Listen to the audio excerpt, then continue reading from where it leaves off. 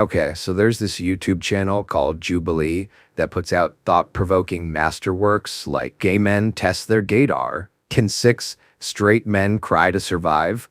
Who's Autistic? Test Your Radar. And boy, they hooked me with this one. 20 Trump supporters take on one progressive featuring Sam Seder. Unfortunately, this wasn't a steel cage match as the title led me to believe. Instead, it was a musical chairs-style formal debate with many red flags, both literal and figurative.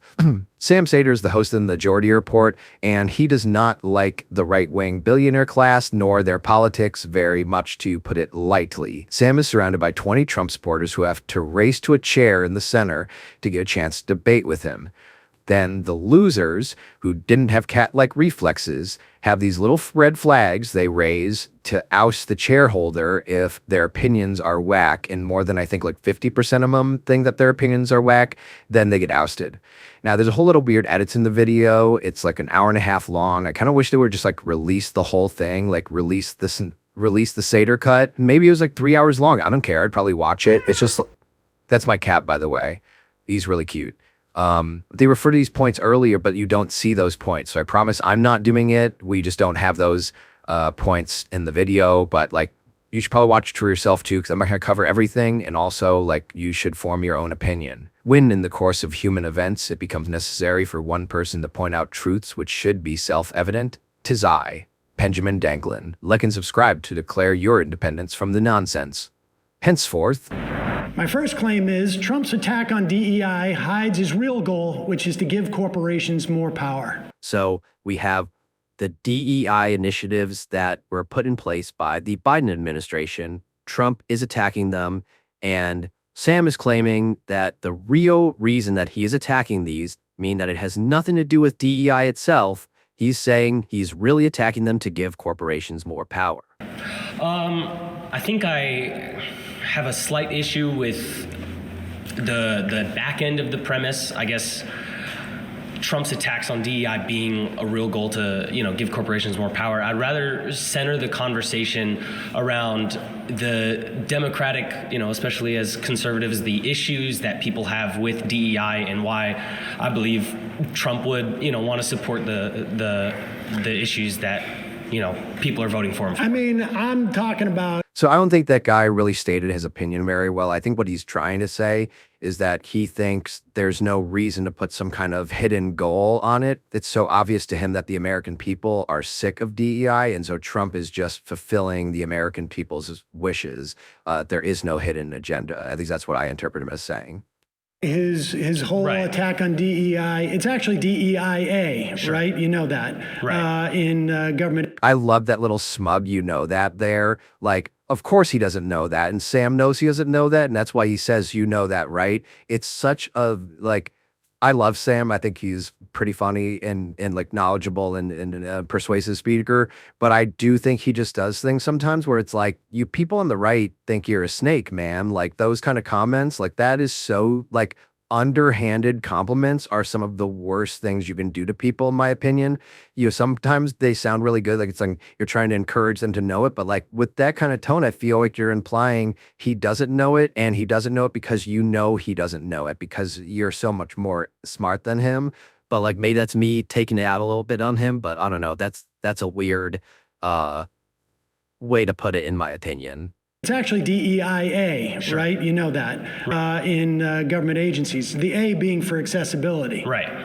Yeah, and I think the attack on DEI isn't an attack on people's protections. It's on the other end of the spectrum, right? Wanting to end DEI doesn't want to end protections for someone being disabled, someone being, inaccessible to get into a job. It rather wants to de-incentivize corporations to push them to hire these people on unfair bases, right? Okay, but DEIA is not about quotas or anything like that.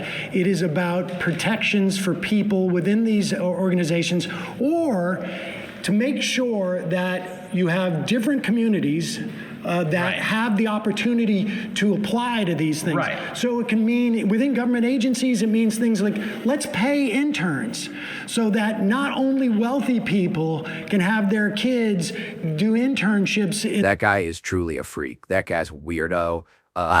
I 100% just think he is like the some other level. We'll get into that later when he gets up there, but like, man, that dude is a trip.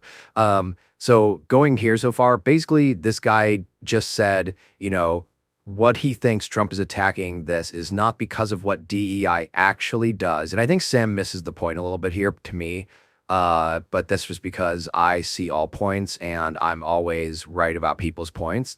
So I think he sees past his point a little bit here because all he's trying to say is like, yeah, we're all for the actual things that DEI does that protects people. We're all for that. What we are not for is the how it's been implemented, which Republicans see largely as this quota system or this affirmative action kind of piece where it's like DEI requires you to hire more people of color and then less people not of color or less men or more trans people.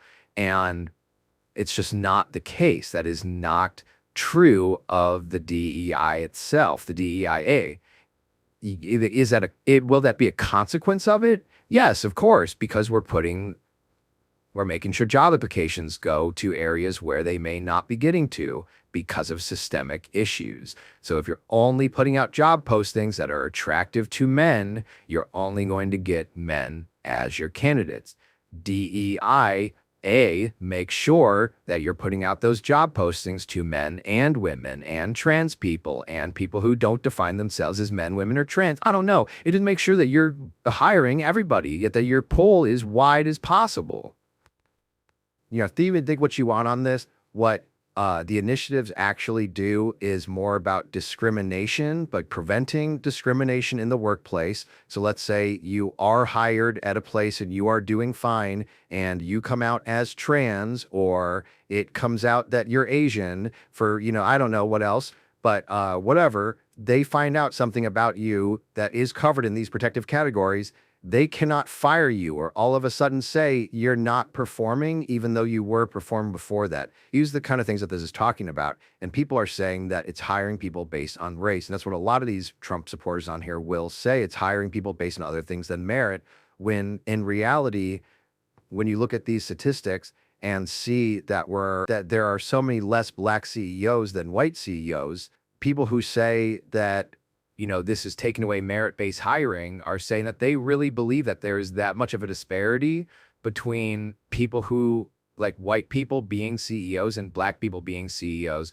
They really believe that right now we're at merit level, which I think to me just really reflects how they view race and society in general and maybe their own preconceived biases about how black people perform in comparison to white people. If they think that all those white people who found those jobs got there on merit alone in such different qualities. To me, it speaks to how they view maybe black intellect and their meritist behavior. But, I believe there are systemic issues. I believe that is why we see so many more white people, and particularly white wealthy people, and a lot of these positions of power because, for instance, they were able to have internships, they were able to go to better colleges. When a, medical issue happens or something that they need to pay for in their life comes up, that it doesn't potentially bankrupt them or take them off their entire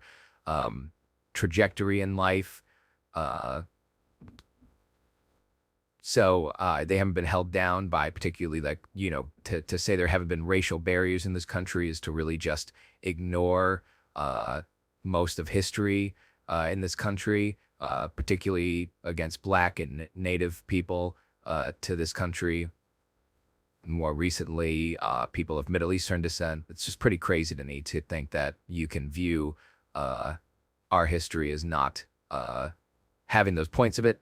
But basically, so I believe that's why there are these disparities, that the places of power and hiring in general do not look more like reflective of our community as far as racial and gender breakdown. I believe those are due to systemic issues. So DEI would fix those systemic issues. People who think DEI does not do that, I believe they think that we are at merit-based hiring, that they believe this is the result of meritocracy, which to me believes they believe that that white people have some sort of meritorious advantage in them naturally, because how else would they be able to get these positions? And I'm not trying to reflect that on them. I'm just pointing more as a challenge. Why would it look like this? If you're saying that we are perfectly meritlessly hiring, we are a system of merit where the person who is best for the job gets the role, well then why would the breakdown be that way?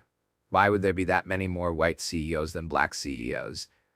I think if you truly believe that, you must truly believe that white people, are just more meritorious than black people, which I don't believe. So that therefore I believe we need these kind of systems that would take away those disparities.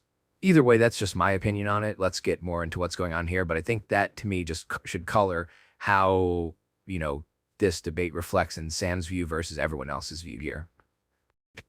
Different parts of town, Sure. metaphorically speaking, so that people know this job exists. Right. This is where it begins, but this isn't the ultimate goal that conservatives have an issue with. Conservatives don't have an issue with trying to spread job applications to poorer communities. Well, so then why gets, rescind DEIA requirements in government agencies? Because the problem with DEIA is there may not be like perceived actual number quotas, but that's what it devolves into, and especially with corporations, Do you have it the devolves. evidence of that? I mean, sure, we can look at corporations that are Sure is the worst response when someone says, if you say you have evidence, it's a yes or no question, and sure is not an acceptable answer, okay? Some people feel like sure is a yes. Sure is not the same as yes. Sure is a yes that is very hypothetical, in my opinion. And the way he said it was so fucking, when someone asks you that you have evidence, that means something like, I can find it again. Not I Googled it this one time and I remembered the website. Yeah, I remember seeing it on a website, or I heard it in some podcast.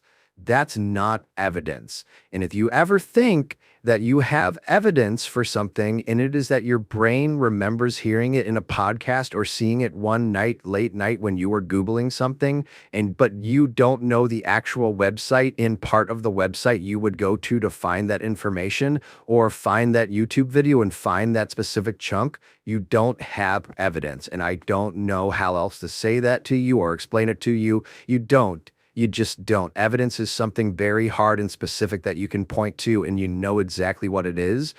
Otherwise, you don't have evidence. So do I think this guy has evidence of this? No, I don't.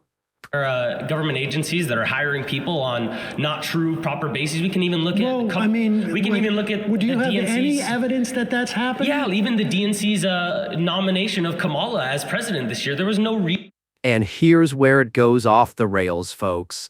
This man just said that Kamala Harris was put in as the president-elect for the Democratic Party, their candidate, because of diversity, equity, inclusion, meaning that she was picked because of her race solely. It's a wild ride here, and we're just getting started. reason to nominate Kamala as she wasn't democratically selected. She didn't go through a single primary. Well, none of these things. So you're saying that Kamala was the vice president of the United States after Yes. the president drops out 2 months before the convention. You think that's a DEI She wasn't hire? Every presidential nominee is democratically selected to be the nominee for that Do party, you realize except there were for not Kamala even Harris. primaries prior to 1972 Well, in sure, the Democratic but Party? this isn't before 1972. Well, I understand, but what did you think you were going to run primaries in those 2 months? Well, sure. Joe Biden should have dropped out even 3 years ago, as far as I'm concerned. Well, sure, but even before, when Kamala was running in primary. It's crazy to me that that comment alone did not get more flags put up. Look here at the number of flags up. 3 out of 20 people put their flags up right here in this room when he just said that the vice president of the United States, or someone who was the vice president of the United States, was a DEI hire, and 17 people in that room do not think that's a red flag in a debate. This is the Trump. Obviously these people were hand selected for this. This is a microcosm of a microcosm of a microcosm of what Trump supporters are. It's also probably what Jubilee's casting director thinks Trump supporters are. So again, like, this is a really biased viewpoint, but just analyze the situation a little bit with me here. primary. She didn't. She wasn't the next man up. There none of this. She wasn't the next person. She was the vice president, right? Of course, but she wasn't in primaries. Detail. But right, listen, aside from, I would. Oh, they had again say of that tiny detail. It's so good. Might have wanted a different candidate as well. But that has nothing to do with Trump rescinding orders that basically say you need to search for a wide range of candidates, not necessarily give any different benefits, but you need to make sure different communities have access to the awareness of this job. You need in your office accessibility for people who have physical handicaps. Sure. If you have folks who identify as as trans, you need to make it at least hospitable and not. This is all non-discriminatory stuff. That's what this is. There's that all weirdo. Cherry picking the portions of DEI that even conservatives don't have issues. Conservatives don't have issues with making workplaces. The whole DEI apparatus within our government was a function of doing exactly what I said, had nothing to do with quotas. It is unfortunate that those things get taken out, and there might not have been specific numerical quotas. What else is he trying to take out? It's trying to take out people getting jobs that don't deserve those jobs. People getting pushed into. And there we go. There is the core of the argument that I was talking about earlier. They believe that the current state of hiring is pure meritocracy. They believe right now people only get jobs because they deserve jobs. Therefore, if you do not have a job, or if you are not employed at the job that you are, if you're not like employed enough to be, I don't know what the word is, but if you're not, at the level that you should be employed at, like make it as much money as you want, I guess is another way to put it, that's your fault purely.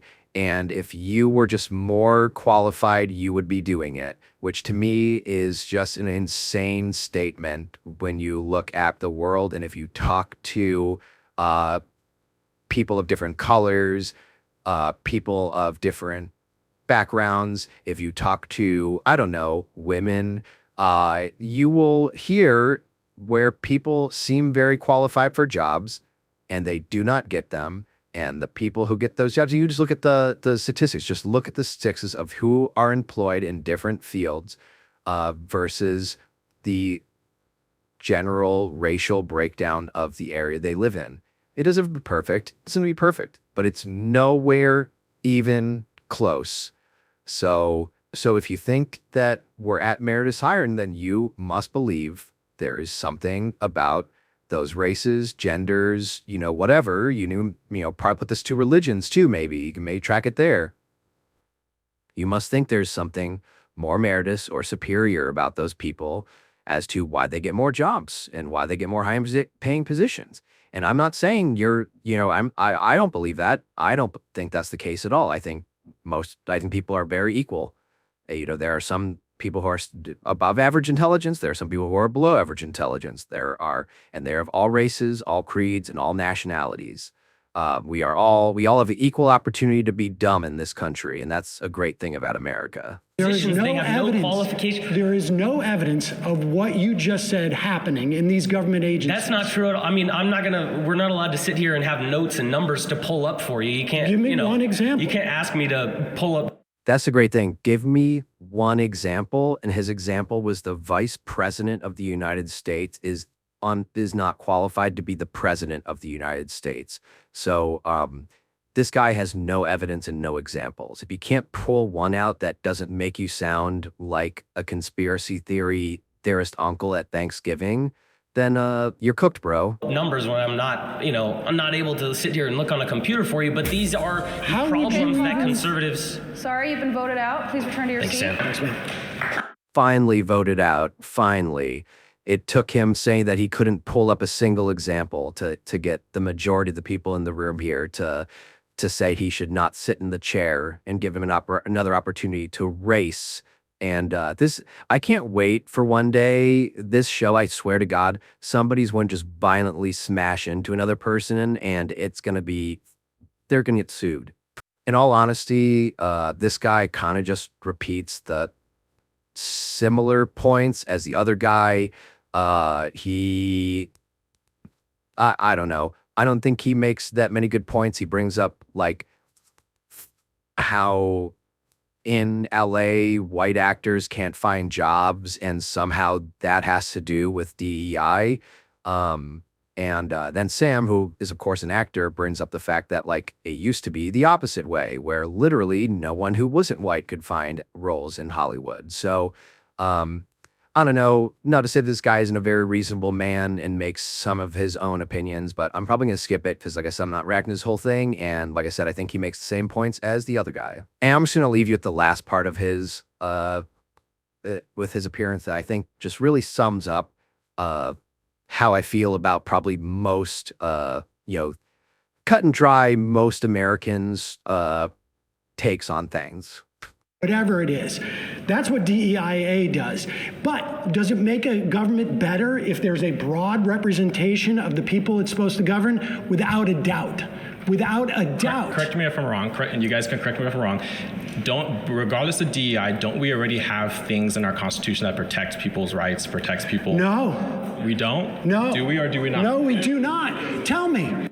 No, we don't. We don't. We don't. We don't. We don't. We don't. I don't know how you think there's a thing in our Constitution that literally has slavery crossed out of it that, proposes equal rights for everybody. Where is that? Which amendment of the Constitution is that? Can someone put in the comments? Someone put in the comments the line of the Constitution that says everybody should be protected on the basis of race, their gender, their accessibility, to put an amendment down below. And maybe I'm dumb. Maybe I'm dumb. I think that's it. I think I'm dumb. Tell me what protects people from discrimination in housing and in work and hiring or getting loans. It's all statutes. It's all statutes. And in these government agencies, there was nothing except for that order. That's why Trump just rescinded it. I'm gonna tap out because I think someone else has a better, can defend that point specifically better than me. All right, please return to your seat. I really think we should make this I'm a tap out a meme. I don't know where would share it, but I really like it. When it comes to DEI, essentially, if a person was not racist, he would hire someone regardless, right? So why would we need a policy to protect a person if we've moved past racism? So would you Yeah, just let that linger out there. He just, as part of his assumption of his argument, we've moved past racism as a country.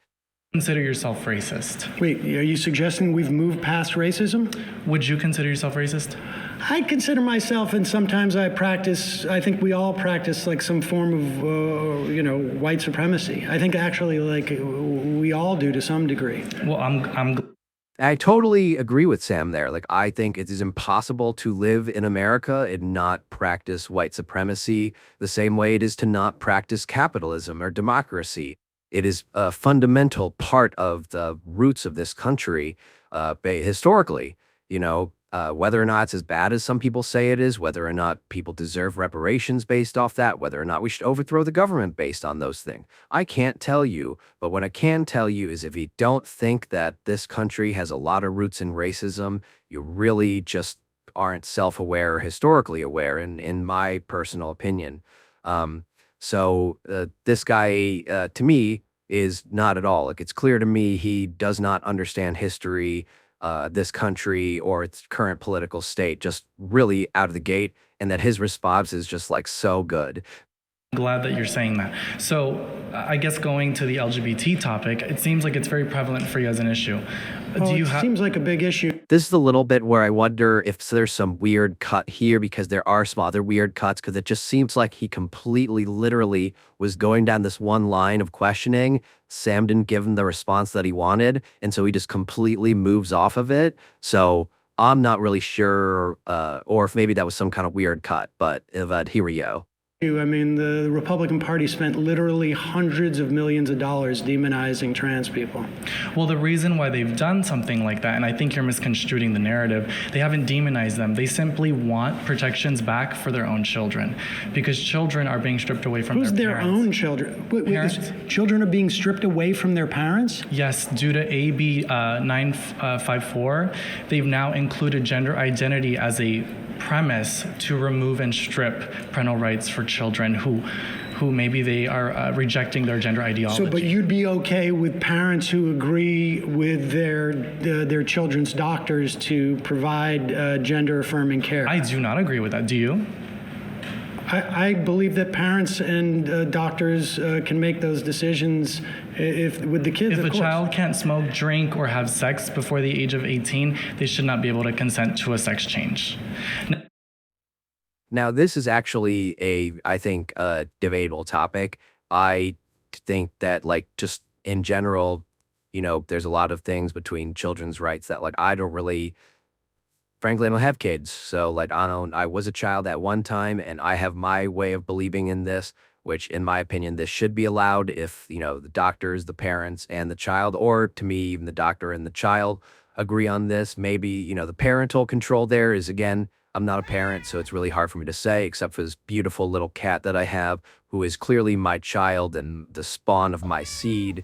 But otherwise, I can't really speak to what it means to have a child and have their future in the palm of your hand and in everything. So I don't know, but I think this is maybe an issue where there's some clear disagreement on it between them, but I just think it's crazy how he thinks it's horrendous. The assumption from his mind is that this is like a horrendous thing to think that's okay.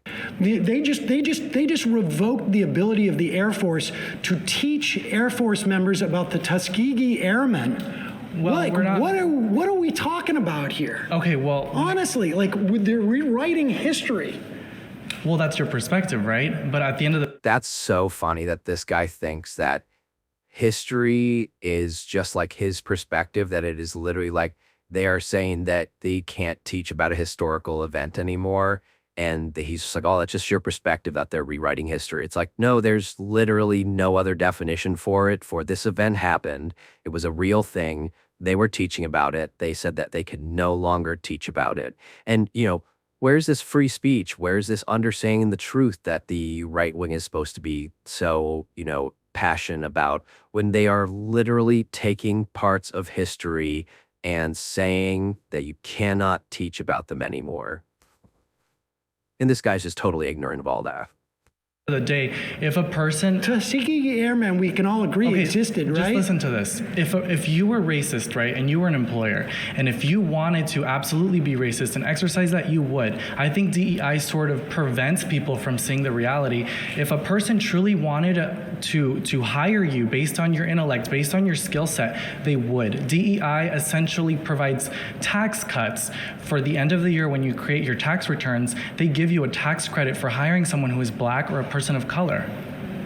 I don't know if you knew that. In these agencies? In agencies and private In government businesses. agencies, they don't get tax cuts for hiring people And of the other color. thing I wanted This is to protect the other people thing I from want discrimination. the other thing I want to kind of state here is that I've realized that a lot of the times with the liberals is that you guys push for example, for DEI and people of Latino or Hispanic descent. And a lot of the times what you don't realize is you're actually doing more harm than good by putting them in positions where you make them believe that it's based on the color of their skin. It's based on DEIA is not it's based on merit. DEI emphasizes color, skin color, physical it attributes. says that the people who work in your agency, it's about anti-discrimination. Discrimination against what? Against people who may have different cultural mores, may have different. But that's irrelevant to a job, right? It should be based on merit. And that is the emphasis People here. get hired as a merit, but if the DEI, not if you get a tax. Okay, this kind of just like devolves here, so I'm gonna go ahead and skip out of this part, and we'll just switch to. We're gonna skip some guys. That other guy comes back up. Oh yeah, this guy's a little bit of a trip. If you want to see in my opinion, and these are people I grew up with, frankly. I grew up in a very conservative Christian nationalist kind of area, in a way. And also, that wasn't like totally all of it, but basically, like, this is the people who see, that Agenda 2025, the kind of right-wing Christian nationalist front that does see America as a Christian nation. This is what one of their supporters looks like.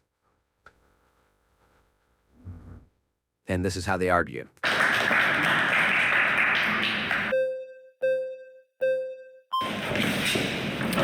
Hey, it's nice to meet you. Nice to meet you. Okay, so I would like to touch on the religious fundamentalist aspect. Yeah. Are you an atheist? I'm a Reformed Jew. I don't have a strong belief in the existence of God, but I don't think that religion in and of itself is bad.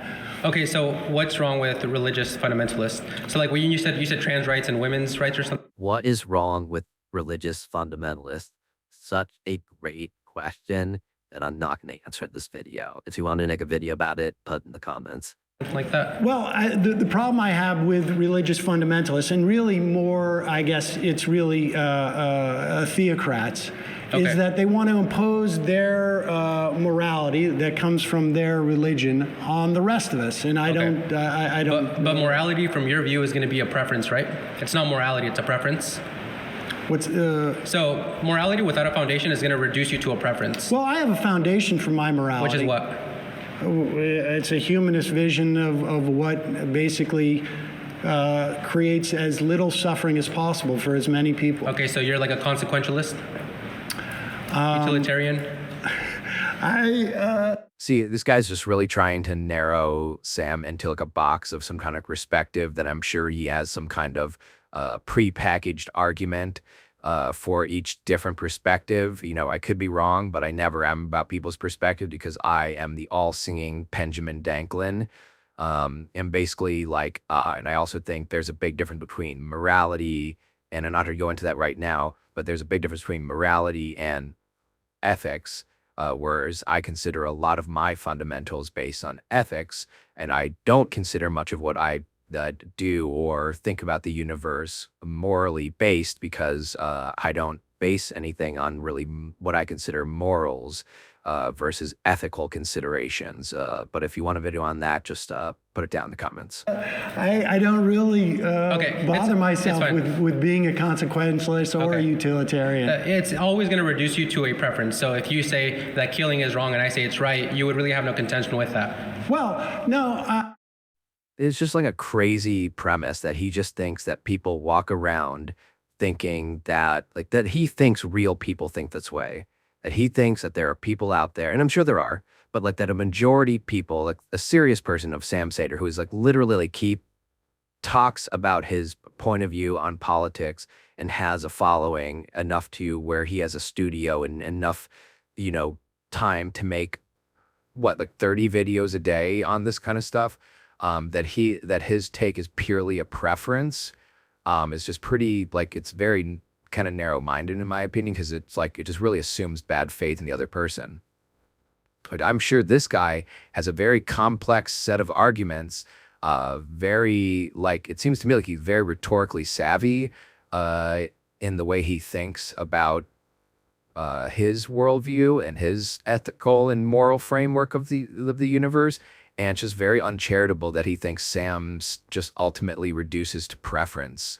It'd be the same as me saying oh, well, you ultimately believe that God is a sky daddy with, a big beard and,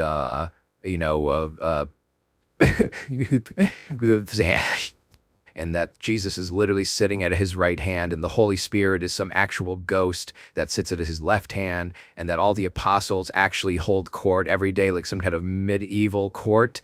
That's kind of like what he's doing to Sam's views, or to all non-morality based views, which I just think is rude. I have respect for other people's views, and I don't have to believe in them to respect them, but I think it's really rude when they belittle other people's viewpoints. Even though maybe I just did that earlier when I was talking about the whole thing with forcing people to think things, but whatever. honestly YouTuber. I don't base my understanding of civil society on religion. And so we have a civil society. Okay. We have laws that we have decided as a society in a Yes. democratic way. And for Perfect. some people, it's okay for it to be informed by their religion. That's okay. Okay, perfect. So if tomorrow society comes together and we say, hey, trans folks don't deserve rights, you would be okay with that? No, I would be against it, but I mean, it would be It would be morally right under your not view. morally right. No. I'm Okay. not talking about morals Okay, here. so here's where I'm getting to, right? Religious foundations provide an ethical framework. That here's where I'm getting to is like such a, and when the other person isn't doing the argument that you want them to do is like just such a leading kind of like, I don't know, debating. I think it can so often be construed as like, I have my whole set of arguments and you're going to say your set of arguments and like, I'm just gonna win, which is an approach, you know, it's almost kind of like a chess approach where like you just play so aggressively that you like squeeze out their other options. But I think like really good debates that really like engage other people, and this has obviously engaged me and other people because other people have reacted to this on YouTube too. It's just like you have to be charitable to the other side, and I think it's really important to be charitable in these debates and respect the other side's opinions on things and not try to turn them into like just really continue to beat your argument and not really give theirs any sway, even when they are making real honest responses that challenge your pieces, and you're just kind of like, it's like as if they want to engage you, you know, you've put your sword out, the other person have put their sword out, they're unguarded, and when we flash a little bit, and then you just are like, oh wait, actually I want to fight over here, let's go fight over here, and then you put your sword out again, and then this person has to keep changing their grounds, and it's just can be very frustrating, and people who don't understand or watch a lot of debates or think very deeply can often just see that as winning when it's really just a lateral movement. For one to live their life off I of. believe you can have an ethical framework without and religion. if we take the leftist view to its logical tail end, to its extreme view, you have low reproductive birth rates, you have a reproductive dead end, so two men together can't reproduce unless they have to take from a healthy straight couple. Religion provides this foundation where you do prioritize the nuclear So family. do you have a problem with gay people being married? It's not that I have a problem, I just don't see a justification for why they ought to be gay outside of it just feels good. Can you give me another justification for it? Well, I think maybe that's the way they were born. Okay, what about pedophiles? Are they born that way? They may be, yeah. Okay, so should we let a pedophile off the hook since they were born that way? No, I think we as a society is Should decided. implement duties to prevent them from acting on that innate urge, correct? Well, I think between consenting adults, it's a different thing than. Okay, than so you're okay preying on with a children. 45-year-old dad with a 19-year-old daughter as well? And this guy, again, like I just feel like he has all these arguments in his back pocket that he is just laying out and and as soon as Sam says something that can, you know, put even the slightest, you know, like put it a different way, then he's expecting him to respond. He just pivots to another one. And this incense one is so funny because it just, to me, shows that you don't engage with philosophical content around like ethics and ethics versus morality and things like that, because like the concept of incest is such a like well debated ethical question around like one of those areas where like it is just kind of one of those things, like it's not that like there are, you know, obviously like I don't think it's a good thing in my opinion, like I don't think a lot of people think it's a good thing, and it's good that we have laws preventing that due to like some power dynamics and things like that in the family, but like technically between two consenting adults, like on a one-off basis, would it be the worst thing in the world ethically? You know, probably not. Like honestly, probably not. Who gives a fuck? That's what I will say there. you know, it's they put out this big thing is like, oh, well, what do you think about this? Do you think this would be okay? Do you think this would be okay? And it's like, yeah, I'm sure there's some instance where it would probably be fine and it wouldn't be an ethical quandary because there would be no baby and there was no power dynamic at play and it was really a fine environment for it. Sure. I don't care. I don't think those two people probably won't care either that would be the whole thing about it. That's the whole reason why it wouldn't be a big deal. If it was a big deal, then it would maybe be a bad thing. So in an ethical framework, and this is why this is an example of an ethical framework versus a moral framework. There's nothing that's just giving this clear directive of this bad, this good under these circumstances. It's kind of like you have to think about these things in every situation, and it depends who is there and who's involved and what culture they come from and what background they come from. That these are complex issues. They're not easily fixed issues. Incest. No. If they consent, you're okay with that? No, I think society has also determined that it's like it's not beneficial. Right. There's duties and obligations that we have. So religion provides those duties. Life isn't about freedom and exercising what you want. I mean, well, you want to impose your religious doctrine on me, because and I don't want that. you just admitted we need duties. We have a responsibility as a society to keep us functioning, to keep us thriving. Your leftist view, the liberal view, doesn't provide anything besides it just makes me feel good. Religion does. So what's your argument? I don't believe that someone has a corner on religious truth. And the reason why we have a democracy is because we didn't want a king. And the kings came from the idea that their God said that they're the ones who's supposed to be king. And so we can disagree on this. I don't want to live in a country that is ruled by religious fundamentalism. And if I do, you have no issue with that. And no. And like, kind of, like, yeah, you're allowed to want to think that. That's what democracy is. Like, it fucking sucks that you think that and that you want me to have to obey your religion legally. Like, that fucking sucks for me, and I think that makes you like kind of a shitty person, that you think that like I have to obey your religion. Like, it's anti-American, it's anti-democracy. Is what there is a freedom of religion in this country for a reason. It's one of the benefits of it, and yet there is a party out there that seems to want to change that. It's something that I disagree with fundamentally. I don't know what I would do if the theocracy really, did get installed more than it already has been in this country. Again, it's crazy to me that this guy can't see, is just consistently trying to demonize and just belittle Sam here, in my opinion. this is why I say under Trump, yes, you have won.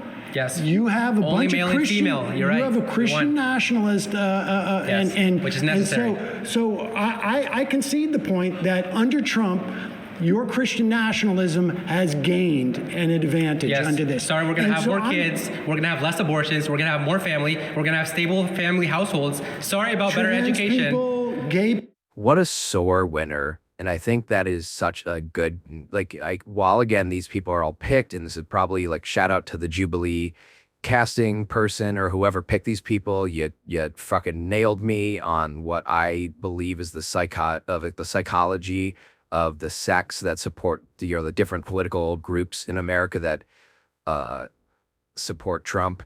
This is really just that like sore winner. Just somebody, he just conceded, like, congratulations on this election, like, you won your candidate, and all he does is just rub it in his face.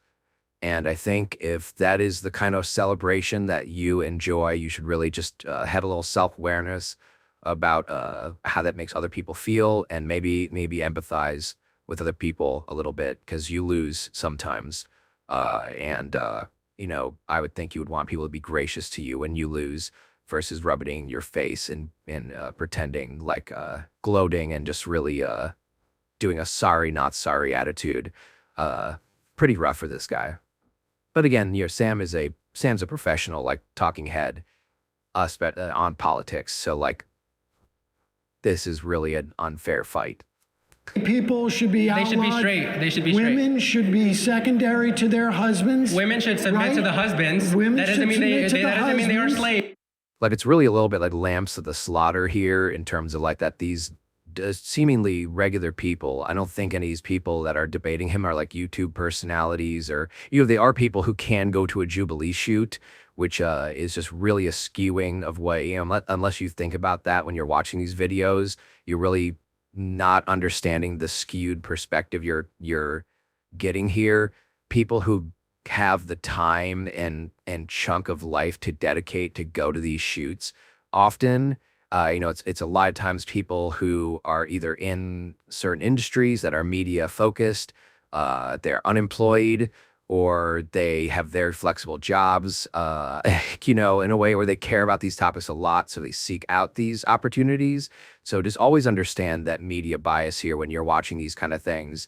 That basically, I don't know, I a little bit think this is basically like these people are just ordinary people, and they're just be kind of lined up to be like everyone who they're really going to be judged is what I'm trying to say. These poor ordinary people who just got asked to come to this room, sit in this brick room with a media host. Nothing bad's going to happen to you. That I hope no one loses the job, less except for one person, and those maybe. But like some of these people, I don't know. I'm going to stop talking. It doesn't mean they are. It means they are protected. Okay, let me ask you that. Let me ask you. No. Should women be drafted? Should women be drafted? Listen, I think if they're equal, should they be drafted? I think this is the vision that you have, and I think Trump supports it. Yes. I think the Christian nationalists he has throughout his government are all going to work towards your vision. Yes. And my hope is that when people look at this, they say, hey, wait a second. I don't want my life to be dictated by the notion of a Christian nationalist prescription. Now, you may win out. I mean, certainly, like if you look at a country like Iran, they have a theocracy there, and apparently that's good for them if they want it. My final point is whenever but I don't want to live in a theocracy. My final point is whenever we see people live out Christian values to its full extent, we see a great society. When we see people deviate from that, that's where all the problems arise. All right. What a biased statement, man. Like how can you just like please provide all the evidence for that statement? I think you are at home in the Trump. Thank you very much. You've been voted out. Please return to your seat. Next claim is, unless you're a billionaire, a religious fundamentalist, or a xenophobic nationalist, voting for Trump was a mistake. Absolutely 100% facts. I don't want to get into it. We'll watch some of you respond to it, but I think this is an indisputable fact. Sorry if you voted for Trump. I really am, and you're not one of these people.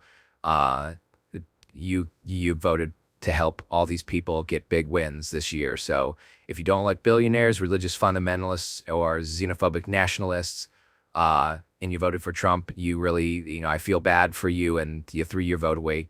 I threw my vote away too, in a way, because like I should have known that maybe. Not really even. I didn't throw my vote away for Trump. I voted for somebody else. But I did not vote for Trump, is what I will say. Yeah, it's rough. Like, I get why billionaires, I get why religious fundamentalists, people in my family, religious fundamentalists, xenophobic nationalists, people in my family. Trust me, like, I know these people, they're very happy and they got what they wanted. I did not get what I wanted in the election, is what I will say. And voting for Trump was a mistake if you're anybody else. I mean, this I think, though, reinforces my point that if you are but it would be better for society. It would be better for everybody in society. And same with xenophobic what's the problem with xenophobic nationalism? Don't you think that's better for Americans in general? Like xenophobic nationalism is better. We should have a coherent. All I can say is this person exists in America. I don't think this is some paid person who came on here to pretend to believe this, and this is the person who supports our president. I think it's very just a really glaring picture of what the supporters of the person who is in office are very enthusiastic about. I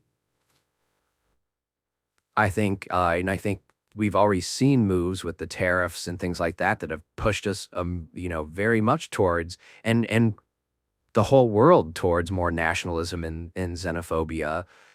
People out there hating our American government does not help world stability, regardless of whether that hatred is righteous or not.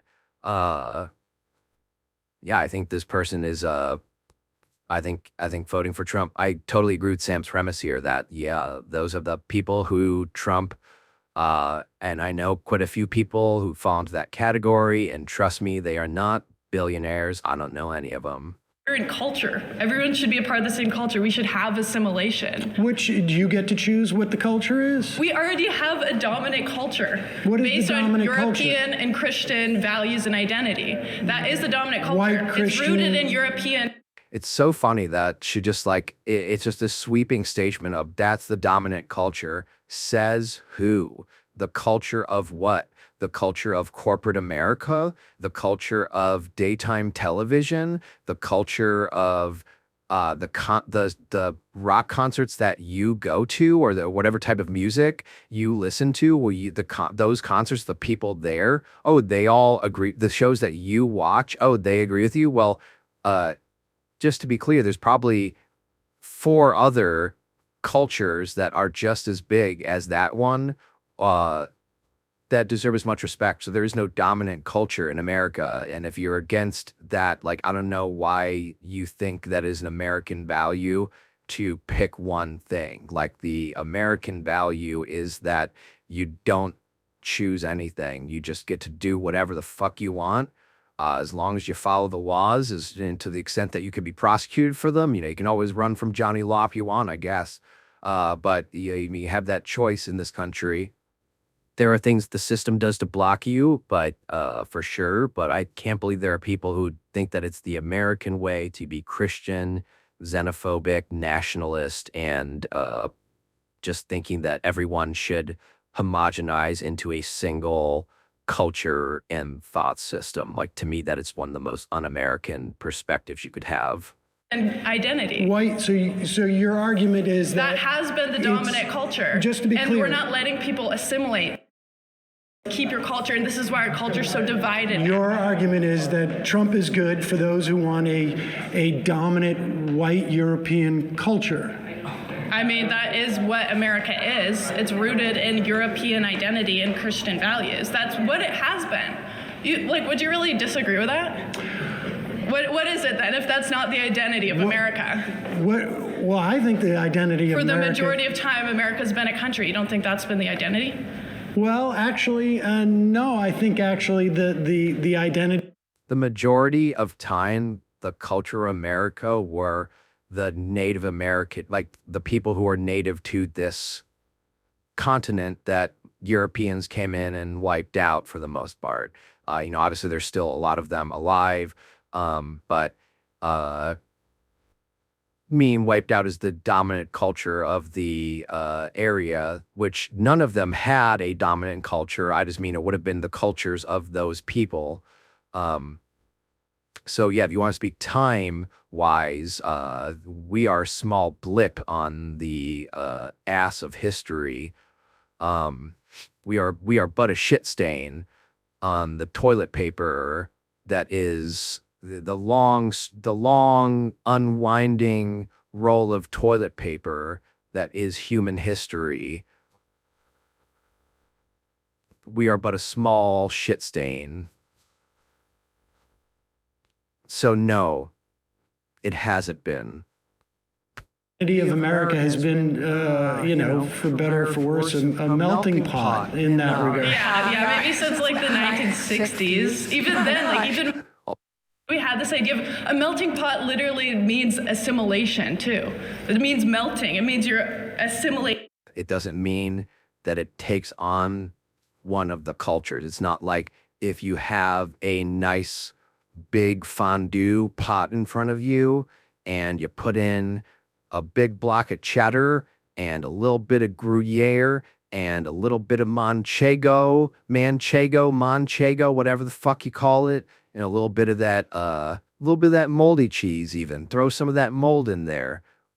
You're still fucking eating mold and Gruyere and fucking manchego and cheddar. That's the melted pot. It doesn't all fucking become cheddar, you moron. Relating to the dominant But, culture, is that not well, what melting no, means? No, it doesn't and mean now that instead you're we're assimilating saying there's something to wrong with the xenophobia. dominant culture. No, I mean, look, I got to be honest with you. Like, you and I have a fundamental disagreement. We will never see eye to eye on. Yeah, she's never eaten fondue, clearly. fundamental disagreement. Eat fondue. It's delicious. It's a choice. And people, I think what you're expressing, though, is really what the Trump movement at its heart is about. And I think that's problematic. I disagree. I don't think Trump's like anywhere close to being a Christian nationalist. That's ridiculous. Like Trump's basically a Democrat from like 15 years ago when it comes to...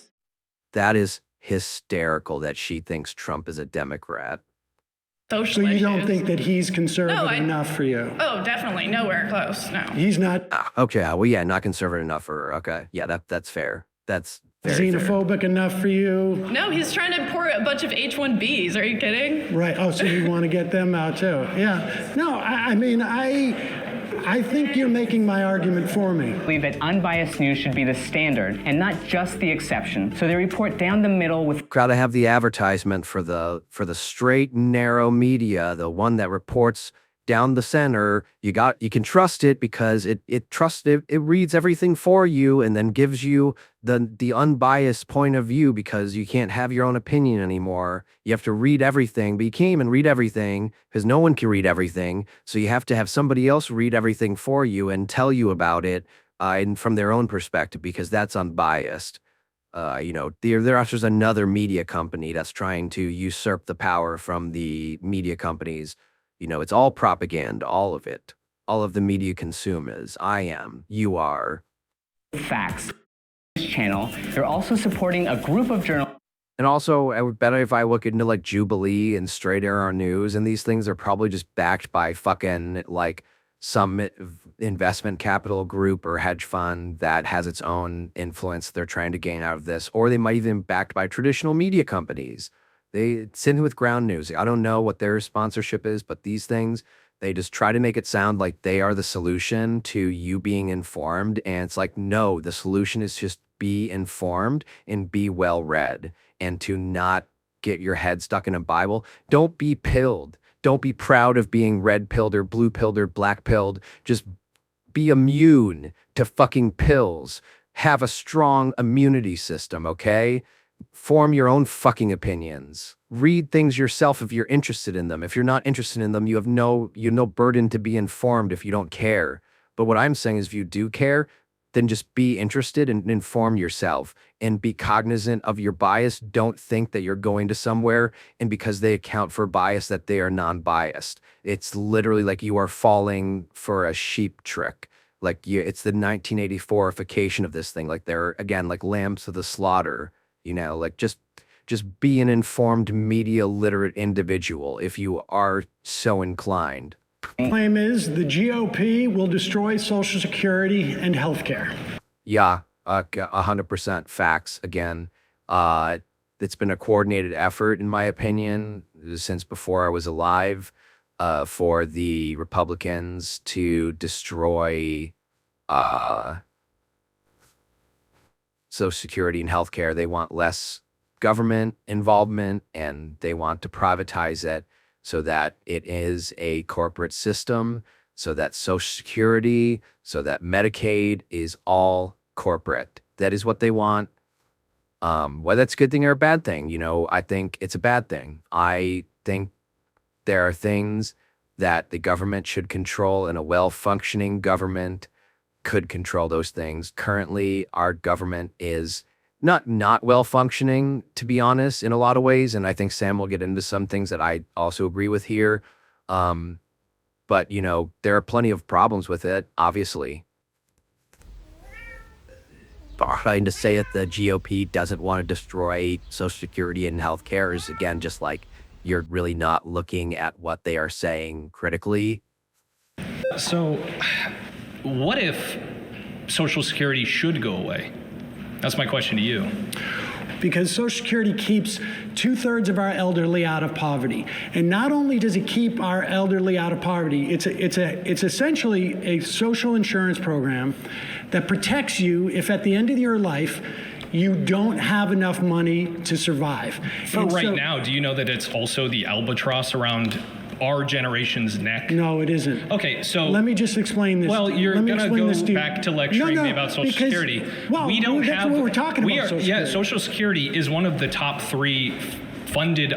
Social Security is almost the biggest thing that our government does. Exactly, and we are more than $30 trillion in debt. Well, first of all, Social Security cannot contribute legally to the deficit. Because they don't even account it in the federal deficit every year. Correct. We have because 30 it's years. self-funding. When Social Security started in 19... Yeah, that's why I think so many people miss about Social Security is that it is our money. It is literally our money. The American people who pay, and it's not even wealthy people's money. A majority of wealthy people's money does not go into Social Security. It is the working class's money. We paid it. We paid it forward because generationally, the population grows and productivity increases. If the population were to shrink dramatically for a long period of time, or productivity and the gains from that were to shrink dramatically for a very long period of time, we might see a world where Social Security doesn't exist when we get older. And yeah, that would suck. That would be terrible. I don't think it's very likely because of the fact that eventually we're growing, we're being more productive. I think, and we can solve those problems if we just taxed more of the wealthy people, bar none. You make more money in this country, you pay more money in this country. That's how it fucking works. 1936.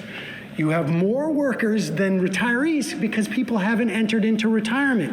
By 1970, it was at 3.5 to 1. Now it's at 2.5 to 1. But productivity has increased during that time, so the amount of money paid into Social Security has been up there. The reason why we are running out of money just for the trust fund, not for Social Security, like I say, if we do nothing with Social Security now, Why is it that way? Why is it not, right now it's pay to win. It should be win to pay. And why is that? Because you are winning because of the American people and its system and its government and its legal system and the structures it sets up that you benefit from. If you live in a major city and you have employees, how do you think they get to work? They get to work on roads, or not even in cities. Have you lived to work? They need to work on roads. Roads that are maintained under public infrastructure. Some of them are toll roads. You pay for those. Kind of going off now. It is statutorily unable to contribute to the debt. The math is right there. The reason why the trust fund is running out is because wealth inequality has hoarded so much money above the cap. You don't think it's because the government does a terrible job managing their money? They have a huge spending problem, and they go, oh, look at all this money we have for Social Security that's earmarked for 60 years from now that we're just going to spend on something right now. 40 years ago, they predicted this. This is an actuarial table. Accountants sit there and look at it. This is a very easy math problem. Accountants in the government are always right? That's totally the thing that you're saying? That they're always correct about money, right? That's why we have a $40 trillion debt problem. The problem isn't the math with the 40 trillion debt problem. It's you have tax cuts. It's the spending problem. I totally agree with you, which I would argue is part of why Social Security's gone in the hole already. That's simply not true. Oh, okay. So we're out of money from the Social Security bucket. No. Statutorily, by that I mean by law, Social Security pays for itself. If we do nothing, the 6.2% that your employer and your employee pays into it will pay out 78% of benefits starting in 2033. And why is it going down? If everything's so much better, why is it only 78%? So it's like, yeah, that's the long and short of it. Like, we pay into it. There are other parts of it that like they are pulling from it. They are like, there are things that money would probably, there's inflation, so that money is worth less and less. But like, we'd still get Social Security in most cases. If we raise the cap, there's a cap right now at $176,000. So for instance, if you make $100,000, you pay $6,200 into that. A year, a year. But if you make $4 million, do you know how much money you pay into Social Security? $6,200. And so why should wealthy people why should wealthy people pay a higher percentage? No, they should. Because They use more resources.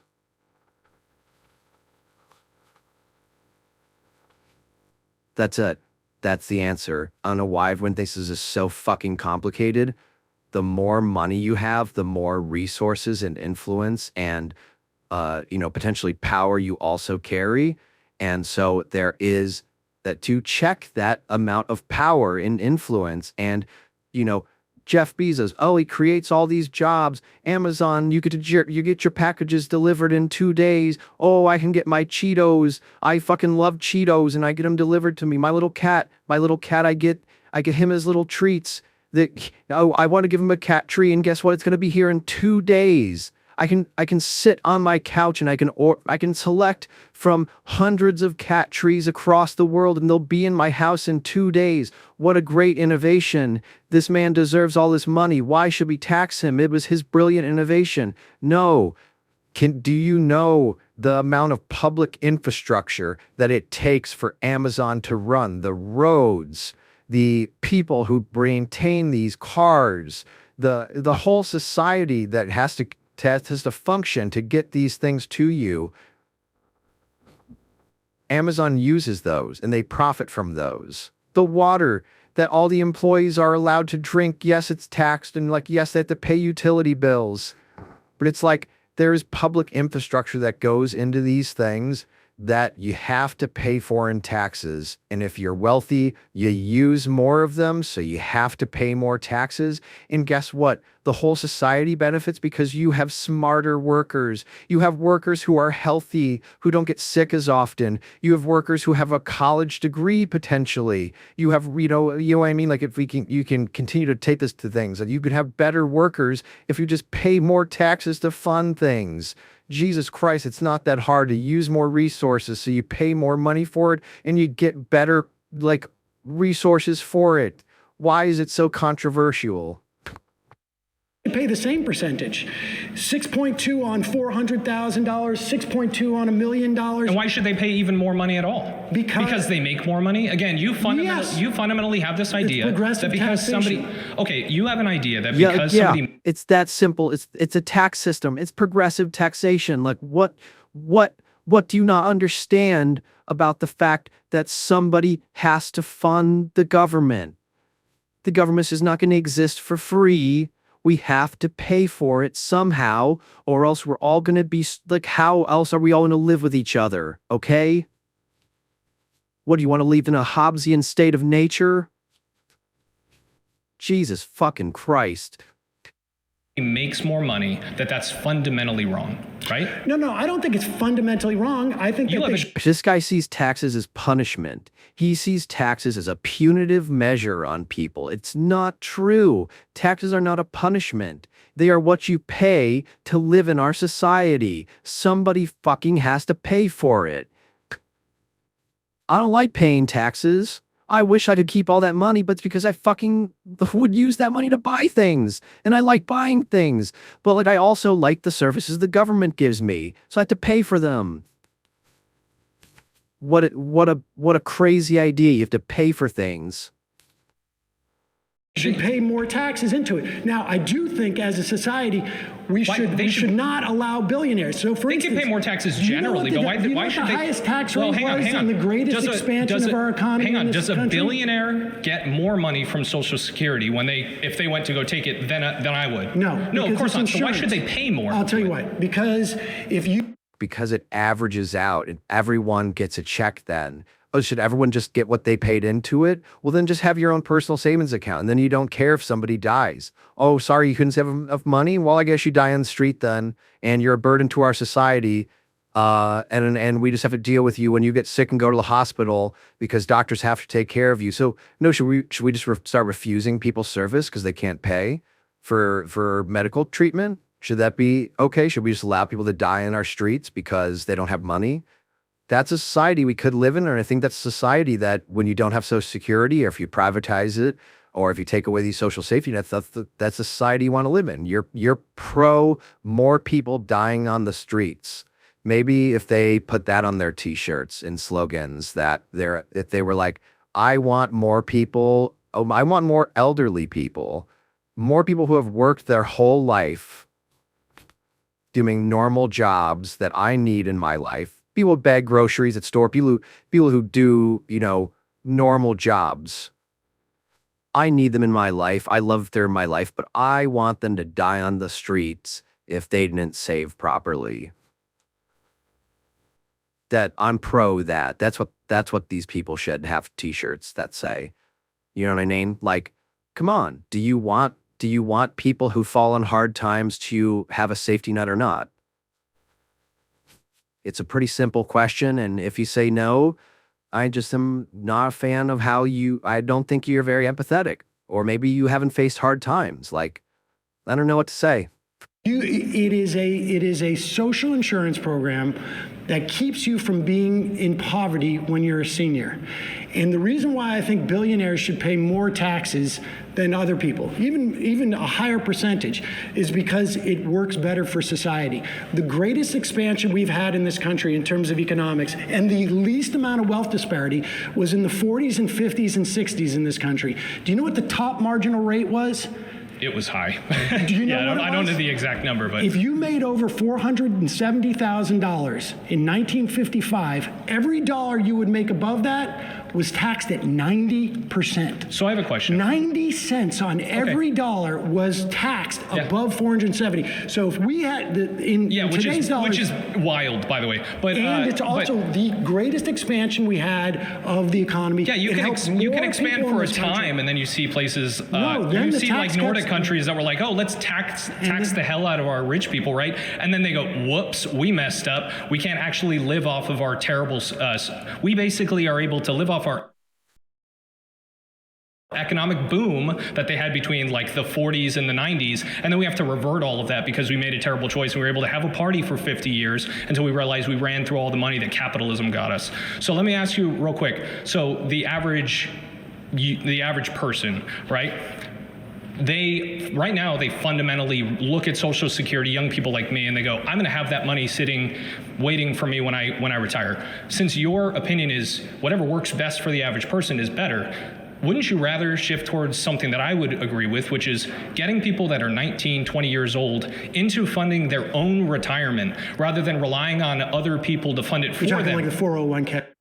That's like literally what Social Security is. It's just that you don't have to micromanage every single American citizen into managing their own account. And then if somebody who just, for whatever reason ignores this, because again, in this guy's world, we're living in a world of perfect advice where it's like, oh, you go to school and they tell you to make the account and you go home and do it for like your assignment maybe.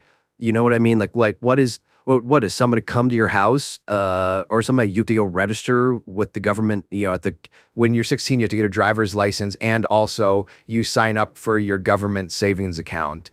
Like maybe something like that. Like, is that okay? Cool. Like, and then what do they just say? Like, okay, now we're going to take X amount of dollars out of your paycheck every single month and put it into the savings account, whether you like it or not, and that's your taxes and that's Social Security. Maybe that is a better system, and then based off whatever your life is, whatever your salary is, that's how much money you get in retirement, and the government makes sure that account is managed based on your means. So, hey, if you worked minimum wage all your life, you don't have enough, you have to save more of your money up. And then in retirement, you are just like on the meagerest of requirements.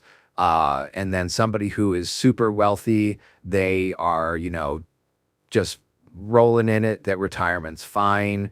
Hey, maybe that's a better system than what we have. I like a system where once you reach a certain age, if you paid in, you're guaranteed at least some modicum of a comfortable life and health insurance, and you could stop working full time. That I think is a pretty good benefit. I'm not saying the other way wouldn't work. Maybe it does. Maybe this guy here is thinking of a better system of government, and I just said it. But I can tell you we need something. Okay. Sure. Well, not just a 401k, but for IRAs, any other type of retirement. Would you agree? Would we agree with that? Social Security was set up as part of a three-legged stool where back in the day when I was a kid, we had defined benefit pensions where you'd know how much money you would get out. Yeah. That all shifted in the 80s to defined contribution where you know how much you put in. The 401k started during that Reagan era. It has been a disaster because the fact of the matter, for better or for worse, people just don't save in the way that you're talking about. Why? It would be nice if they could. If the government, Because of human nature.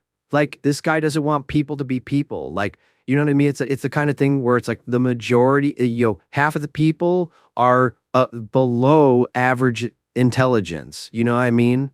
Like, but there's average intelligence. There's people who are greater than average intelligence. And then there's below average intelligence. And those are humans too.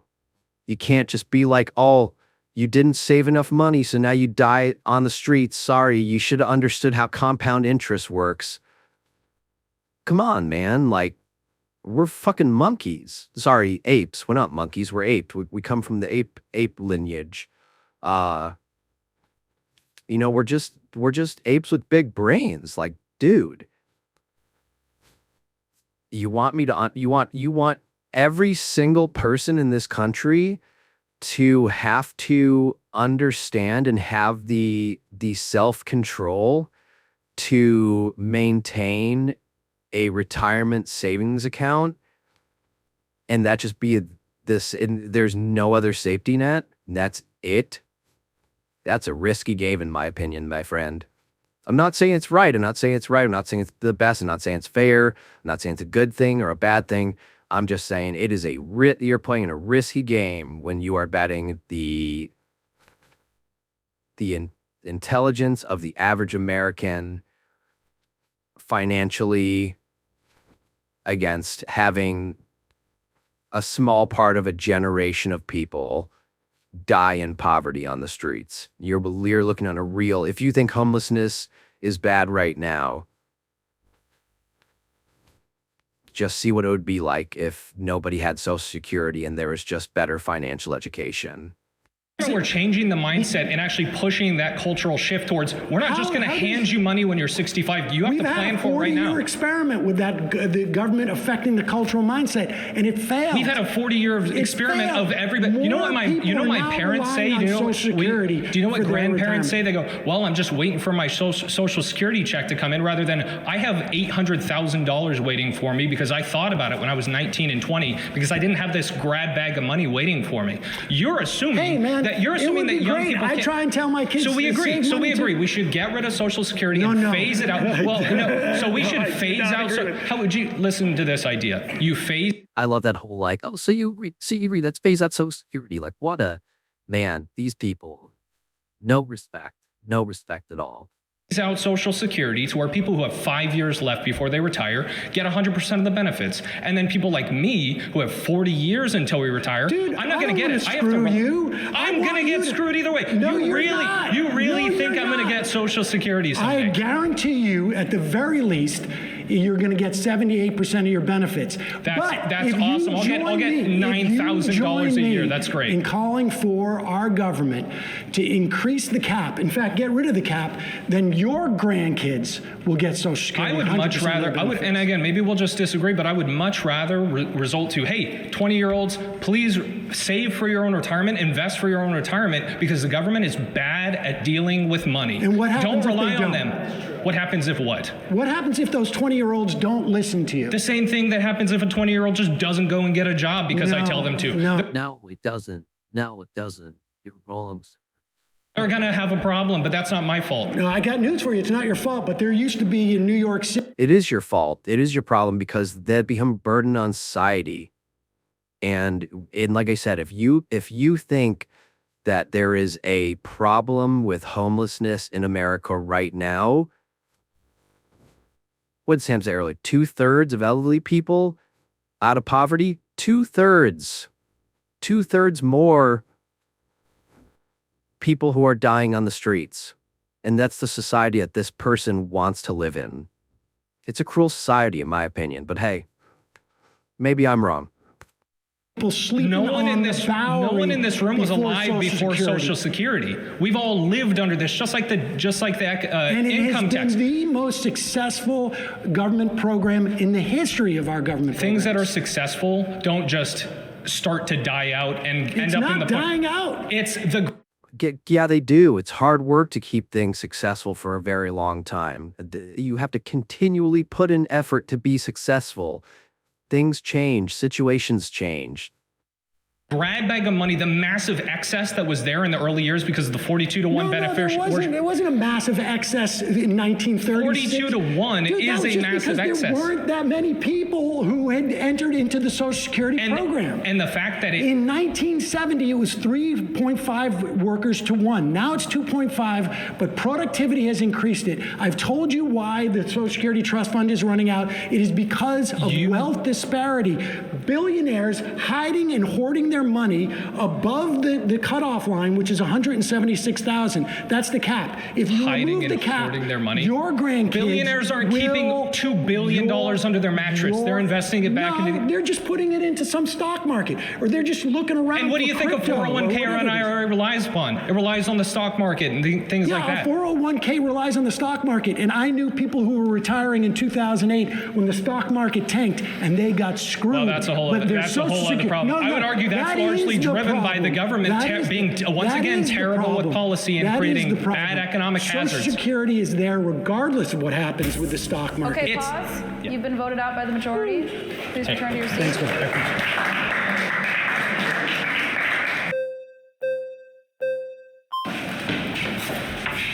Micah. Hey, Micah. Good evening, Sam. Sam. Nice to meet you. There's an idea that you have that basically government can kind of fix all these problems, right? If you didn't save for retirement, well, then the government can just come in, swoop in, and save you from that. Well, not swoop in. It starts on literally the day you get your Social Security. Sure. It swoops in once you retire, right? Once you can. Well, you pay into it. Right, exactly. And so you believe this idea, basically, that government is an effective organization, which just time and time again, if you look at history, that's proven to not be true. When you're hitting at retirement, you don't know. This is an insurance program. That's it. It's an insurance program, and it basically says you're insured against eating cat food when you're 65, and it works. It works. No, it doesn't. You should have, well, one, you should have your own personal. How doesn't it work? How doesn't it work? Yeah. Well, I mean, we've already discussed the details of how it is just completely failing as a program. Like, well, how is it failing? Because I'm not going to receive any Social Security I've already benefit. told you right now. I now. know. I'm not going to rehash out that debate. Well, the main look issue. At the numbers. You've just been told this, and you know why you've been told it? Is because they want to raid it to give tax cuts to rich people. That's why. So, are you saying there are the Trump tax cuts were only for rich people? You're saying no, I'm not saying they're only for rich people. Oh, okay. Then how could rich people benefited more from it than low-income people? And I would And say, what do you mean benefited more from that? Because we already went over the percentage numbers, and we know that's not true. They don't need the money as much, and they don't need it. What are you talking about? These rich people are the Yes. People who need money to survive deserve that money, or people who need money to survive need it more than people who already have their basic survival needs met. And again, that is just human. Maybe we have a disagreement on what the word need means then, but if you need it to survive, it is a more crucial need than needing it for any other purpose. The people that are investing in smaller businesses. These are the people that are giving other people jobs to allow them to provide for their family. Okay, pause.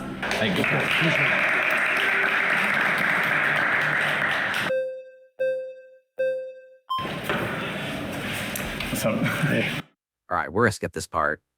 I'm getting got by this right now. Let's go. When's the next question? Is there another question? Question 4. Let's just skip to this beardy guy. This beardy guy looked interesting, and he seemed to have extreme opinions. Let's skip the rational people potentially. Yeah. When you're talking about inflation in 2021, Janet Yellen said it would be transitory, and then again in 2022 she said it would be transitory, and it turned out to not be transitory. And then one major thing happened in 2022. I think we all know what that was. That was the war in Ukraine, and I believe, and I can explain, that the war in Ukraine was explicitly caused by Joe Biden's bad foreign policy, and that shot inflation up from, like, there was already pretty bad inflation in early 2022 and late 2021, but it shot it up from the low kind of margins in like 3 or 4% all the way to 9% in 2022 of July at the peak. Inflation is now down around 2%, around where, Yeah. In between 2.5 yeah, and 6, where they're looking to get it. And we have really close to record unemployment that we've had over the past 4 years. But how does this have to do with Trump's policies not making the richer richer and the rest of us poor? Okay, so what I was just explaining with, I was going to get into oil prices. So oil prices skyrocketed in 2022 because in 2021, when Biden got into office, he shut down our Keystone pipeline, shut down all new oil and gas leases in America. Then he took the sanctions off. We are producing right now more oil in this country than we ever have in the history of any country everywhere. Yeah, I know. On top of the fact that Biden is credited by oil traders, and this isn't something that I, am terribly excited about. What did he just do on the East Coast? Apparently, What did he just sign? what Biden did during the past 4 years is he used the strategic oil reserve to drive down oil prices and essentially broke and it's filled back up. And he filled it back up, and he broke the negotiating power and the price setting power by oil countries across the world. Really, I mean, oil traders hail him for doing this, and frankly, I don't think it's that impressive. But let's talk about what Trump's policies are.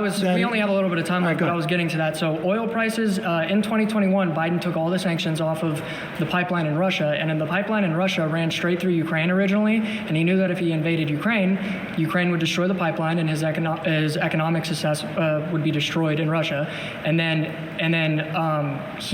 when the sanctions, Biden or Putin? This dude is fucking yapping, and I cannot follow his fucking points at all. Like, what is this dude talking about? Does anybody know? Like, can you put in the comments for me? Because I don't fucking get this. This guy's all over the place. Putin knew that would occur. I was talking earlier about the fucking lateral thing of like where it's like you put your sword out, then he moves to the left. This guy is like 2 football fields down there, and he's thrown like 7 swords out. Like, where is he going? In Russia, if the sanctions were taken off of that pipeline. And Biden took all the sanctions off of Nord Stream 2 in Russia like the second week he was in office. And then a year later, Putin invades Ukraine. Sanctions happen all over the world. This guy is fucking yapping all over the place. And like, boy, oh boy, I really did not pick a winner here. Sorry, guys. Get back on topic. All right, guys. Sorry, time's up.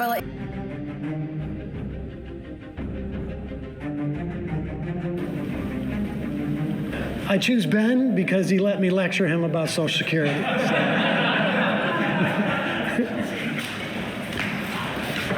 My claim is that abortion is immoral and should not be legal. Yeah, I disagree largely because I think the primary rights that we have under a society should belong to the person, and I don't believe a fetus is a person. Okay, so that's very interesting. You don't believe the fetus is a person. When do you think that it gains personhood, in your opinion? Would you agree it's a human life, at least? Yeah, I guess you could say that. I mean, yes. Yeah, it depends on human life. I guess it is human life, and like in the sense that anything, it's life. Like a plant is also life, and then human would be the type of species that it is. But no, I don't think it's a person in any complex manner. It doesn't have consciousness.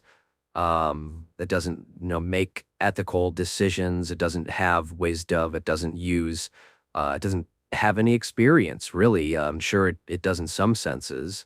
doesn't have any of its own experiences. It is, in a sense, a part of the woman's body, in a sense, the same way, you know. I think that's, I mean, largely, I think that claim is largely like, it's not relevant to the way that I think about it. I think about it in terms of personhood. I mean, I think like, you know, life exists all around us, and not human. I mean, human life, but not like there's not human life in a tree. Correct. Right. Correct. Okay. And so it's human life. It's human life. But it's not a person? It's not a person. At which point does it gain personhood and gain the value of being a human? Well, I think it becomes a person when it's born. Why? So 5 seconds prior, it's not born yet, not person.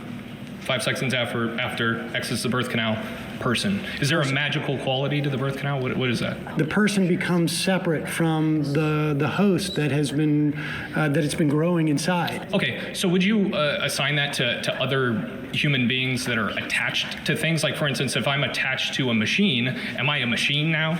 Am I part of that machine, or am I still a human life? I just need support in order to stay alive.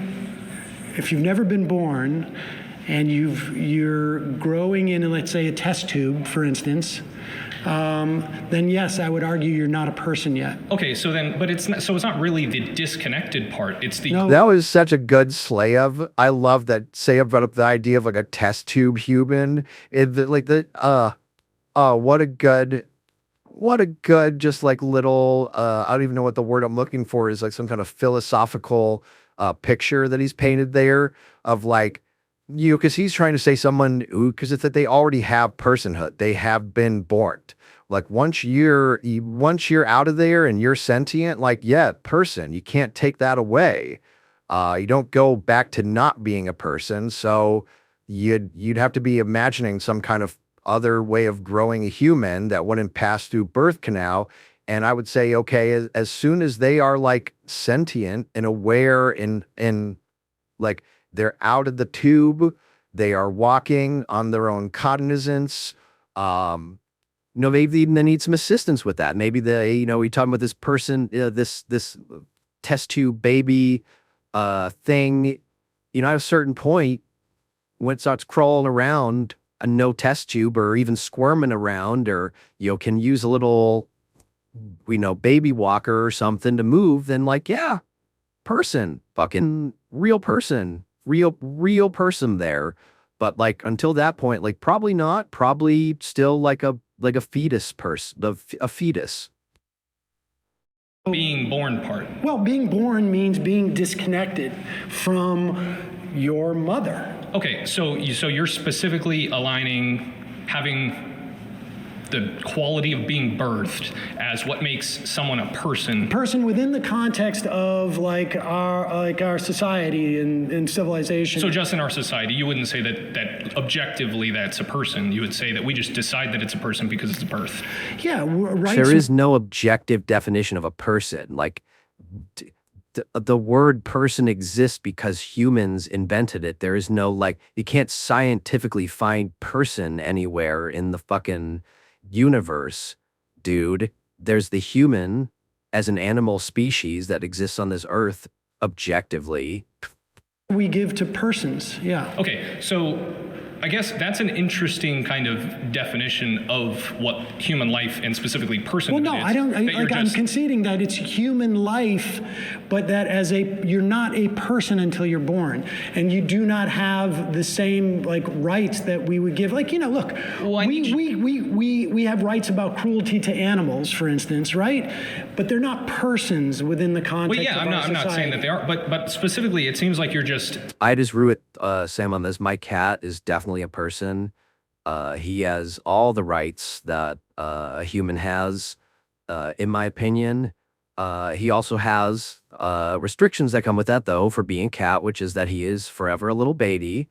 He can't leave the house without wearing a leash, and he has to eat cat food because he's a cat.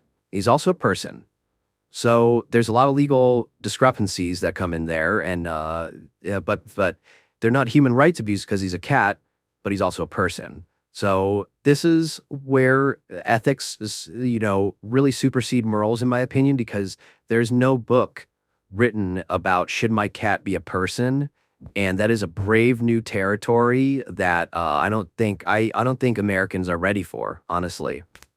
Kind of saying, oh, it's a person when it's born, but you're not actually providing any consistent reason for that. You're just saying it just is a person. I'm saying that on some level, there's a certain amount of like arbitrariness as to when we give rights. Like one could say, like, do you say it's at conception? Sure, yeah. So IVF, in other words, would have to be illegal under your principle, because I mean, I'm not sure that I would agree with IVF in that case. It really depends on the particulars in that case, but I believe. Well, what do you mean the particulars in that? Well, so for instance, at conception, you would still be a human life, but that doesn't necessarily mean that the fertilized egg attaches to the uterine wall. Is it human life for you, or what? It's human life, yeah. Okay, so human life should be protected. Yes. Okay, so IVF. Yeah, I would say that. So IVF should be illegal under your rubric. No. So they're human lives, correct? The IVF is when the egg and the sperm in that and then they're supplanted. Yes. Is it when is it human life? As soon as it has unique human DNA. That's a human life. Okay, so it's a new human, correct? Now in the IVF process, there's stuff that gets thrown out. Like, yes. You would consider that murder. I'm not even defending IVF or going against it. I'm specifically saying abortion. That was my claim, right? I'm not going to argue IVF. But isn't that abortion under your principle? I would say if you get rid of human life after conception, I don't think that's moral. I'm not going to argue the IVF particulars because that's not what my claim was, right? When we're talking about laws, right? Because you want to outlaw abortion. Yes. Correct? Okay. When we're talking about... I think what he's missing is that for IVS to happen is like you have to have, like in theory, in his frame of where like once you have this thing with human DNA, to get rid of that is a murder, I guess, or maybe I'm extrapolating from him, but like to have IVS, that is like a necessary consequence of it, because you're going to have eggs that are fertilized that don't work out or that can't go into a mother. Like there's just nobody who's going to carry that one. Like if you're experimenting with it, like if you're doing science to try to find out how to do IVF, you are going to have to fertilize eggs that will be terminated. So if you truly believe each one of those is a person and has legally defendable rights, like there's no more science. Or scientists have to be legally allowed to murder. So you have to figure out the circumstances around that. And do you want to legislate that? Then like when can scientists not murder according to these rules? Maybe we should just shift the bounds of personhood and when that legally applies to when the person is actually a person, in my opinion. Outlaws. And of course, we should use my opinion on it because, as I've said earlier, I am always right. It's not just morality when we form public policy around and create laws. Not just, but it should be moral, correct? Well, I mean, I think like your definition of what constitutes moral and mine are different. For instance, I would prefer, in a perfect world, not to have abortion on demand until, up until birth, right? Sure. In a perfect world. However, we know in practice that when you start to restrict things, like say, only in the threat of life to the woman, let's say, that's the only way we're going to allow abortions, right? When you start to have these exceptions, they're in practice, they don't work, because when your life is in jeopardy and you come into a hospital, the doctor doesn't see a bulb that shows up above you and say like, your life is in jeopardy. It's always a subjective assessment. And what does life in jeopardy, hold on, what does life in jeopardy mean? Does it mean a 30% chance of death? Does it mean a 50%, a 70%, or a 20%? That's why we now have women who are dying, because doctors are afraid to perform abortions on them. That's true. Are you referencing, just because some doctors misread plain text doesn't... And this is what I mean in terms of like, if we want to legislate it, there will have to be a number. There will have to be some kind of qualification that will have to be debated about. At what point do we say a person is in life-threatening disease? We'll have to make a law around that now. We'll now have to make a law that says that debates the particulars of what is a life-threatening disease for a person when it's more, their life is more in danger than this potential life that's inside of them.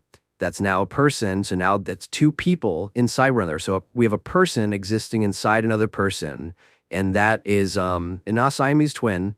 And that is kind of what we're dealing with here. And we have to legislate it now because not to outlaw this practice. Doesn't mean that that it's when you all of a sudden that life is less valuable. No. I have to go feed my cat, who is a person.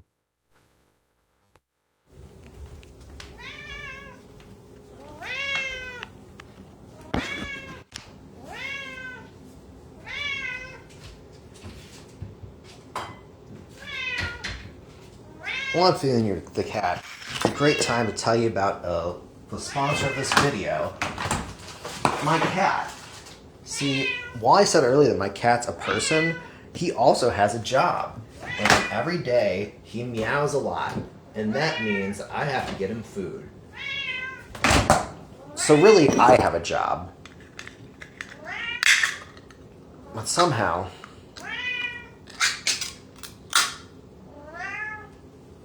he pays for this podcast and YouTube video. It's a YouTube video and a podcast.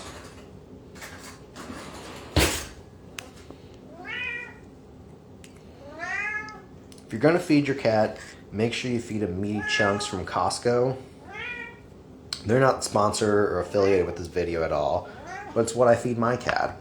And I think the meaty chunks are just objectively better than the pate for my cat. Yeah, stand up like a little T-Rex and lick the spoon. Who's a fancy little boy?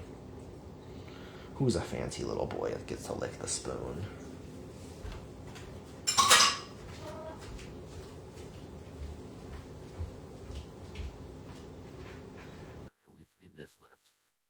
More valuable. No, it means that you are subjecting the woman to more risk, and it's impossible. These exceptions are all, they're canards.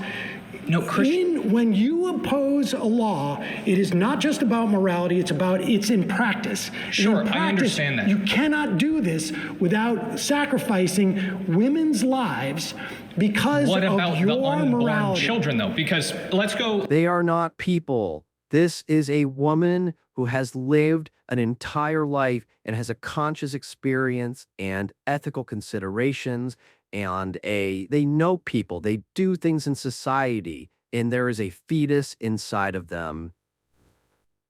And in my opinion, you should always choose the living, breathing, real material person that is in front of you instead of the fetus that is literally a parasitic being inside of her body, until that thing pops itself out and is breathing on its own.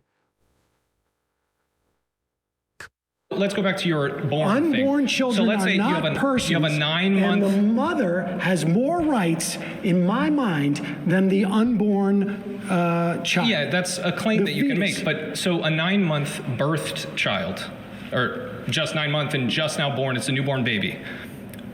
A 5-month could be emergency C-section and could be birthed, right? Let's say they don't do that. What's the difference between the arbitrary choice of taking that child out of the womb at 6 Why months or don't 5 we months? take all children what I'm out at saying, 5 what I'm months? saying is that the personhood just because of birth runs into a problem where it starts to say, All right, guys. well, I hate to do it, but I gotta do it. I'm sorry, that's time. okay. Hey, It's like, oh my God, the potential people that could have existed. Oh my God, these potential people that could have died on the street if they didn't have savings accounts. Oh my God, all these people that could be here so that when they turn 50, they don't get free health care and they have to work their lives away to their like 70 or 80 years old just to afford health care because I want to get rid of Social Security. Why can't we have more of these people in the world? They were murdered. They could have had such a good life until they turned 50 and then have to die in the streets because we don't have a social safety net for them because I took it away. I'm glad I was here it was interesting. It was, I know my questions were more sort of policy oriented, I think, than maybe folks anticipated here, and I was a little bit surprised that there wasn't many people here who could address the policies. They were very, very sure of themselves as to why they voted for Trump, but a lot of it was sort of. All right, if you want to finish seeing what Sam says here, go watch the video yourself. I'm frankly done with this exercise for today. I skipped some parts of it, so there's more incentive. I always think, go watch the straight poop yourself. If you enjoy this video, let me know. If you didn't, also let me know. Comments are both good and bad, probably good for the algorithm. I truly don't fucking know. Like this video if you liked it. Don't like it if you don't like it. Download it, share it, subscribe. If you're still watching this, like truly, that's pretty cool in my opinion, because like that means I finished this video, which like frankly, I've been trying to make videos for a very long time. I miss nature, literally for like years in different senses. I finally feel like maybe I have a series that will gain some traction, or at least for me. Like I don't even care if it's for other people. I just want to commit to making some videos that make me feel like I'm sharing my opinions about things. So if you listen through all the way, and you like this, I can't tell you, like literally, I can't describe to you how much you liking this video, commenting, or subscribing to my channel would mean to me. Even if you're listening at headphones right now and your phone's far away. Just like, hey man, if you're still listening, you like this, click like please. And tell your friends to also click like please, or listen to it. Or, fucking don't. Just mostly think about things and have your own opinion. Okay. I'm fucking dumb. Guys, I'm not done. I literally just fucking started. I have to go edit this and put all these clips together and then put it on YouTube and then make a bunch of shorts. And I don't know how people think being a YouTuber is an easy job. Truck. Okay, this definitely is getting it. This is literal half hours to 45 minutes of my life in the summer every single fucking goddamn day, so that I can get ice cream once a summer and children can eat ice cream sometime. I mean, I guess that's good. I guess that's good that he's legally allowed to play this song over and over and over and over again so that kids can have ice cream. That's yes, yes. American capitalism is the best. Yes, yes, yes.